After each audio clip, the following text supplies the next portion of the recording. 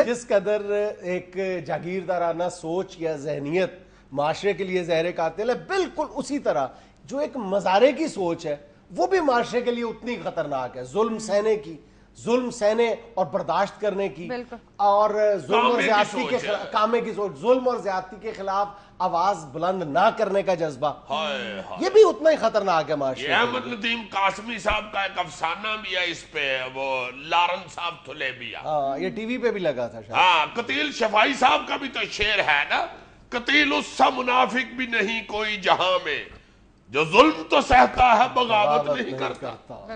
اور اس منافق کو کچھ ملکوں میں شوہر بھی کہتے ہیں. کچھ ملکوں میں یا کچھ گھروں میں ملکوں میں.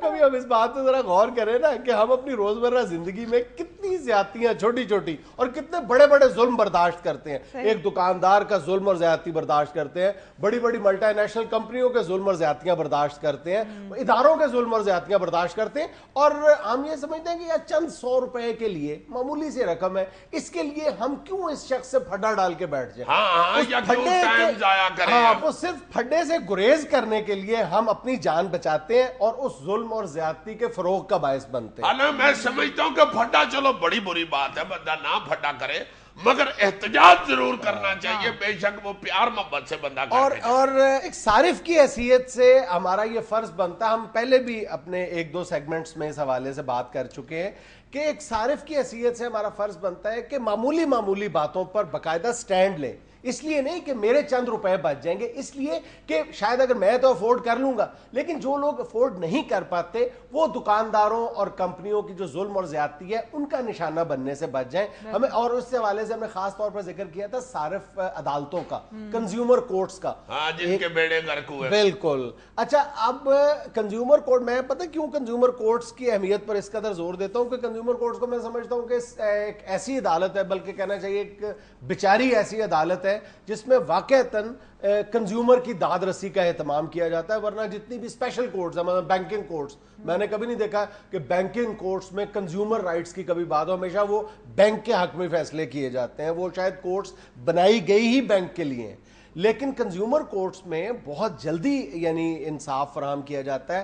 پنجاب میں مجموعی طور پر 11 بینکنگ کورٹس کنزیومر کورٹس ہیں. اچھا. اور لاہور کی ایک جو کنزیومر کورٹ ہے اس میں اینولی 1200 کیس دائر ہوتے ہیں. سال کے 1200 کیس، یعنی مہینے کے 100 ہو گئے اور اپنا روز کے 3 لگا لو. تین اور کم و بیش سالانہ 1000 مقدمات جو ان کا فیصلہ کیا جاتا ہے. اچھا. اور معمولی باتوں پہ، مطلب ابھی پچھلے ہفتے ایک خاتون نے کیس دائر کی ہے کہ میں نے ایک ٹرالی خریدی ہے 2500 روپے کی، اس کا ایک ویل خراب ہے، مجھے وہ گھر لے کر گئی ہوں، مجھے کرایہ پڑا ہے، مجھے ایک ذہنی الجھن سے گزرنا پڑا ہے، تو عدالت نے وہ پیسے بھی ٹرالی کے واپس کروائے اور دکاندار کو 5000 روپے جرمانہ بھی کیا. اچھا یار، آپ کسی دکان سے اگر ایک درجن آنڈے لے کے گئے ہیں شاپر میں اور رستے میں شاپر پاڑ گیا ہے اور آنڈے سارے ٹوٹ گئے ہیں، اس میں بھی کیس ہو جاتا ہے؟ بالکل سنجیدگی سے بات کرو. ہو سکتا ہے تم دکاندار پر یہ دعویٰ دائر کر سکتے ہو کہ اس نے مجھے مضبوط شاپر ساتھ فراہم نہیں کیا یا مجھے بتایا نہیں ہے،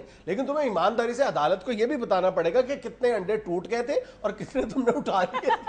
بہت اچھے، ظاہر ہے جتنے ٹوٹے ہیں میں نے اتنے ہی بتانے ہیں. یار تم یہ کون سی بات کر رہے ہو؟ اور جی کو تم اس طرح کا فراڈیا سمجھتے ہو؟ آن دا سیریس نوٹ، میں یہ جو کنزیومر کورٹس کی زبوں حالی ہے نا، یہ ایک طرف انتہائی افسوسناک ہے اور دوسری طرف انتہائی مذاق خیز ہے. میں تمہیں ایک فگر بتاتا ہوں، تمہاری ہنسی نکل جائے گی. اچھا جی. یعنی ایک صارف عدالت کے لیے، یعنی جو ان کا تنخواہیں ہیں وہ تم مائنس کر دو بیچ میں سے، تو ان کے اخراجات ایک صارف عدالت کے کیا ہوں گے؟ ان کو کتنے پیسے ملتے ہوں گے تمہارے خیال مہینے کے؟